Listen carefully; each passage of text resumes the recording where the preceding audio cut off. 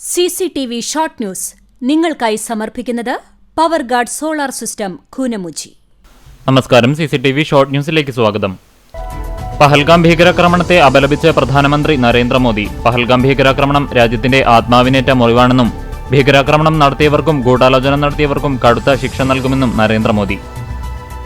പഞ്ചായത്ത് സെക്രട്ടറിയുടെ പേരിൽ വ്യാജവക്കാലത്ത് തയ്യാറാക്കിയ ചൂണ്ടൽ ഗ്രാമപഞ്ചായത്ത് പ്രസിഡന്റ് രേഖ സുനിലിനെ അറസ്റ്റ് ചെയ്യണമെന്നാവശ്യപ്പെട്ട് UDF ചൂണ്ടൽ പഞ്ചായത്ത് കമ്മിറ്റി പ്രക്ഷോഭത്തിലേക്ക്. വെള്ളിയാഴ്ച പഞ്ചായത്തിലെ UDF അംഗങ്ങൾ ഏകദിന ഉപവാസ സമരം സംഘടിപ്പിക്കും. ചാവക്കാട് അഞ്ചങ്ങാടി ഉപ്പാപ്പ പള്ളിയിൽ കവർച്ച നടത്തിയ പ്രതി പിടിയിൽ. 80,000 രൂപ മോഷ്ടിച്ച പ്രതി വയനാട് സ്വദേശി മൂർഖൻ വീട്ടിൽ ഷംഷാദിനെയാണ് ചാവക്കാട് പോലീസ് പിടികൂടിയത്. കണ്ടാണശ്ശേരിയിൽ വൻതോതിൽ നിരോധിത പുകയില ഉൽപ്പന്നങ്ങൾ പിടിച്ചെടുത്തു. വീടിന്റെ ചിമ്മിനിക്കോടിനുള്ളിൽ വിദഗ്ധമായി ഒളിപ്പിച്ചിരുന്ന നിരോധിത പുകയില ഉൽപ്പന്നങ്ങളുടെ വൻശേഖരമാണ് പിടികൂടിയത്.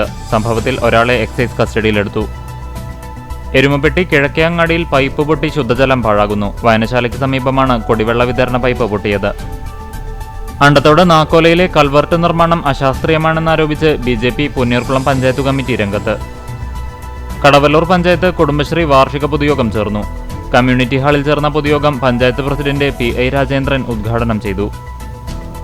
ഏപ്രിൽ 26, 27, 28 തീയതികളിൽ ആഘോഷിക്കാൻ നിശ്ചയിച്ചിരുന്ന പാറന്നൂർ സെന്റ് ജോസഫ് ദേവാലയത്തിലെ തിരുനാൾ മാറ്റിവെച്ചു.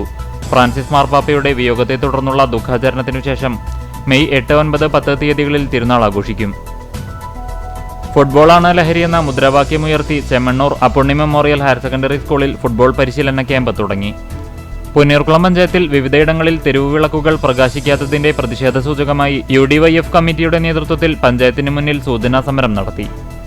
മറ്റം നിത്യസഹായ മാതാവിന്റെ തീർത്ഥകേന്ദ്രത്തിലെ 87ാം തിരുനാളൊരുക്കങ്ങളുടെ ഭാഗമായി ഗുരുവായൂർ പോലീസിന്റെ നേതൃത്വത്തിൽ വളണ്ടിയർ കമ്മിറ്റിയുടെ യോഗം ചേർന്നു. Mattam Yuvadhara cultural and welfare സൊസൈറ്റിയുടെ ആഭിമുഖ്യത്തിൽ 1ാം ക്ലാസ് മുതൽ 10ാം ക്ലാസ് വരെയുള്ള വിദ്യാർത്ഥികൾക്കായി ഉല്ലാസപ്പറവകൾ എന്ന പേരിൽ 4ാമത് അവധിക്കാല ക്യാമ്പ് നടത്തി. എരുമപ്പെട്ടി ശങ്കരൻകാവ് ഭഗവതി ക്ഷേത്രത്തിൽ പൂർണ്ണ നവീകരണ കലശവും പുനഃപ്രതിഷ്ഠാ ചടങ്ങും ആരംഭിച്ചു.